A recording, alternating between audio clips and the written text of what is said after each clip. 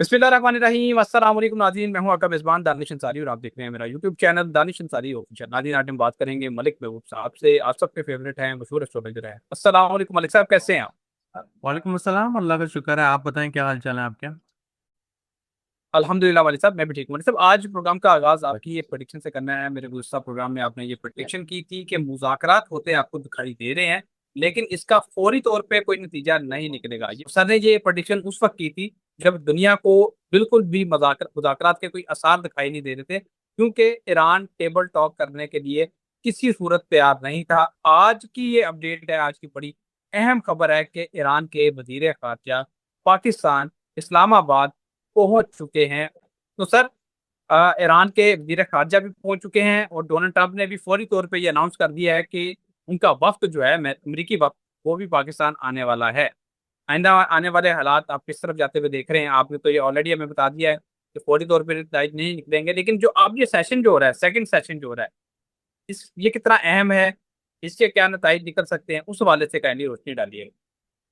देखें, मुझे ऐसा लगता है दानिश साहब के मामलात में आप बेहतरी आनी चाहिए। जो एक पीक था, मैं आपको बार बार 20-22 तारीख के बाद बता रहा था, 22 तारीख के बाद से इन चीजों में ठहराव आना शुरू हो जाएगा। मेजर कंजंक्शन ओवर हो गया है। वो ओवर हुआ है तो इंशाल्लाह बड़ी उम्मीद है कि आहिस्ता आहिस्ता ग्रेजुअली चीजें बेहतरी की तरफ जाएंगी। लेकिन याद रखिएगा, जो भी मुज़ाकरात भी हो जाए, डील भी हो जाए, ये सब टेम्परेरी है। ये सब टेम्परेरी है। बाय लास्ट क्वार्टर, इस साल के आखिरी क्वार्टर में ये प्रॉब्लम फिर एक साथ एकदम से सामने आ जाएगी, जिस तरह हमने एक्सपेक्ट नहीं की थी फेब्रवरी में आई है। तो कहा जाए तो ये एक तरह से रिलीफ का थोड़ा सा साइन मिल रहा है। और ये हम छोटा सा ही साइन समझें, क्योंकि आने वाले दिनों में कोई नए मसाइल, नए प्रॉब्लम्स हमारे सामने फिर आने वाले हैं।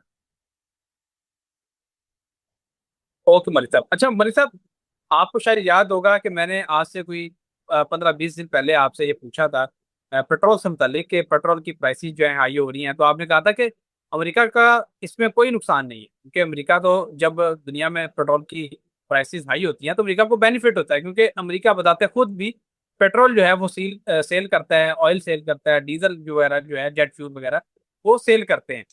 सर, एक और बड़ी इंपॉर्टेंट खबर आई है और उसने बड़ा हैरान किया है दुनिया को। न्यूयॉर्क टाइम्स ने एक खबर बताई है। उन्होंने बताया है कि ईरान जंग में अमेरिका के 35 अरब डॉलर के हथियार जो हैं वो इस्तेमाल हुए हैं, और 25 अरब डॉलर के हथियार जो हैं वो दुनिया को, यानी कि दुबई को, सऊदी अरब को, इसराइल को और दीगर ममालिक को अमेरिका ने इस जंग के दौरान सेल किए हैं। सर, इसका मतलब तो ये है कि वो कहते हैं ना कि पांचों उंगलियां तेल में है और सर भी कढ़ाई में है। तो सर, ऐसी सूरत में अमेरिका को जब हर तरह से फायदा हो रहा है, वो इस जंग को क्यों बंद करेगा?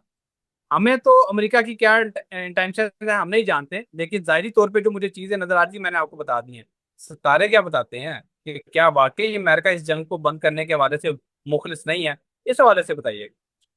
एक्चुअली मुझे जहां तक लगता है, सितारों की रोशनी में अमेरिका अपना जो है एक तरह से भरम रखना चाह रहा था। और वो जो उनके पास एक पावर है, वर्ल्ड पावर, उसको रिन्यू करने के चक्करों में इस साल के आगाज में पहले वेनेजुएला और फिर इधर एक जो है कोशिश की कि कुछ धमाका हो जाए और उनके हाथ में चीजें आ जाए, लेकिन वो उनके गले पड़ गई। अब इस दौरान में डेफिनेटली बाकी दूसरे ममालिक थे, उनके लिए भी बहुत सारे प्रॉब्लम खड़े हुए हैं। और उस चक्कर में उनका एक तरह से जो आर्म्स का सिस्टम है वो चलना शुरू हो गई, क्योंकि पूरी दुनिया पैनिक हो गई है इस समय। और मैंने आपको पहले भी बताया है, हम लोग जो देख सकते हैं सितारों से, ये लोगों के पास अंदर की न्यूज, इनसाइड न्यूज होती है। तो जो दुनिया के बड़े लीडर्स होते हैं उनके पास बहुत खास न्यूज, बहुत जिसको बोलते हैं प्राइवेट कॉन्फिडेंशियल न्यूज होती है, जिसकी बुनियाद पे ये लोग फैसले लेते हैं। अब इस चक्कर में डेफिनेटली पूरी दुनिया में जो हालात है उसमें जाहिर है इन चीजों की डिमांड बढ़ेगी और आने वाले दिनों में मजीद बढ़ेगी। तो मुझे नहीं लग रहा है कि इनको कुछ बेनिफिट हुआ है। इनको एक तरह से एक रास्ता बंद हुआ है, दूसरा खुला है, लेकिन वो जो दूसरा खुला है उसके साथ जो प्रॉब्लम्स आएंगी वो अभी ये लोग एंटिसिपेट नहीं करके बैठे। यानी आप कहना ये चाह रहे हैं कि अमेरिका इस जंग को बंद करना चाहता है, खुद भी मुखलिस है जो डेफिनेटली। करना चाह रहा है। देखिए, मैंने आपको ये भी कहा है कि इस महीने तक ये निकल जाएंगे। बाकी कोई रहे ना रहे वो अलग बात है, लेकिन ये जरूर निकल जाएंगे। ये इनका मोटिव है। तो ये निकलेंगे ही निकलेंगे। ये जितनी जल्दी होगा इसमें से निकलना चाहते हैं। Okay sir. अच्छा सर, इसराइल के वजीर दफा ने ये बात की है जो मैं आज खबर आपसे शेयर करने लगा हूँ। किसी मामूली बंदे ने ये बात नहीं की। उन्होंने कहा है कि हम ईरान को पत्थर के जमाने में धकेल देंगे। दोबारा से उन्होंने धमकी दी है। सर तारीख इस चीज की गवाह है कि ईरान आज जो काम कर रहा है वो तारीख में उसकी मिसाल नहीं मिलती। ईरान को इस कदर कमजोर मुल्क तस्वर किया जाता था, कहा जाता था कि अगर कोई जंग हुई तो ईरान कुछ भी नहीं कर सकेगा, अपना दिफा नहीं कर सकेगा। लेकिन ईरान ने जो रिटेलिएट किया उसकी मिसाल तारीख में नहीं मिलती। इसराइल की आज जरूरत नहीं है कि वो दोबारा ईरान पे कोई अटैक करे, वो लिबनान तक ही महदूद है।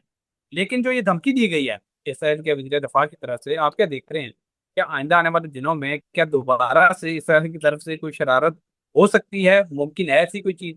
सरकारें क्या बताती मैंने आपको दानी पे अभी स्टार्ट में बताया, ये टेम्परेरी पॉज है। फिर कोई भी शरारत करे तो ये तो टारगेट में आएंगे ही आएंगे। ये पीछे मेन जो है वो यही है। तो कोई भी टारगेट करे, मुझे बड़ी उम्मीद है कि ये लोग बीच में आएंगे और फिर कोई शरारत होगी, फिर वही मसाइल होंगे, फिर वही जंग होगी, क्योंकि ये जंगों का टाइम चल रहा है। 2030 से पहले मुझे नहीं लगता दुनिया में जंगों का सीजन खत्म होगा। और 2033 तक ये मामलात ऐसे चलेंगे, लेकिन मेजर 2030 में नजर आती है मुझे। है? Okay sir. अच्छा सर, एक और चीज मुझे ये बता दें कि दुनिया में कई बड़ी रिफाइनरीज जो हैं उनको नुकसान बहुत पहुंचा है इस जंग की वजह से। और अभी यह खबर सामने आई है कि गुज़श्ता रोज इंडिया की एक बहुत बड़ी रिफाइनरी है जिसका इफ्तिताह भी करने जा रहे थे नरेंद्र मोदी बताते खुद, उसमें धमाका हो गया, उसको फौरी तौर पे बंद कर दिया गया। क्या ये इसके पीछे कोई बड़ी बैरूनी साजिश है कि बड़ी बड़ी जो रिफाइनरीज है दुनिया की उनको नुकसान पहुंचाया जा रहा है? और क्या इसका एंड रिजल्ट ये निकलेगा कि जो तेल की प्राइसेस हैं वो बहुत ज्यादा पीक पे चली जाएंगी, $200 प्लस चली जाएंगी? ऐसी कोई चीज आपको दिखाई देती है आइंदा आने वाले दिनों में? देखिए, अगर आप ये सोच रहे हैं ना कि ये रिफाइनरीज की वजह मतलब इसके पीछे कोई हाथ है, ये है, ऐसा मुझे नजर नहीं आता। अब वजह ये है, आप पूछेंगे क्यों। सितारों की रोशनी में सैटर्न मार्स कॉम्बिनेशन साथ होता है तो वो बड़ा पैनिक फैलाता है, जैसे जलजले आना, कुदरती आफात आना। ये जो चल रहा है ईरान उसका मसला, ऑयल के अंदर प्रेशर आना, और एनर्जी क्राइसिस आना, ये सब चीजें इसी का पार्ट है। अब वो एनर्जी क्राइसिस बैठे बैठे तो नहीं आएगा, कोई ना कोई मसले मसाइल होंगे जिसकी वजह से इसकी कमी होगी। तो उससे ही ऑयल के प्राइस बढ़ेंगे। तो ये मेरे ख्याल से एक नेचुरल फेनोमेना। अवर साहब बहुत शुक्रिया, आपने वक्त निकाला। नाज़रीन आपका शुक्रिया। फीडबैक देते हैं, कमेंट्स करते हैं, अपना फीडबैक जरूर दिया करें। इंशाल्लाह नेक्स्ट प्रोग्राम में ऐसे ही दिलचस्प टॉपिक के साथ दोबारा पेश होंगे। अगली वीडियो तक के लिए मुझे और मलिक महबूब साहब को इजाजत दीजिए। अल्लाह हाफ़िज़।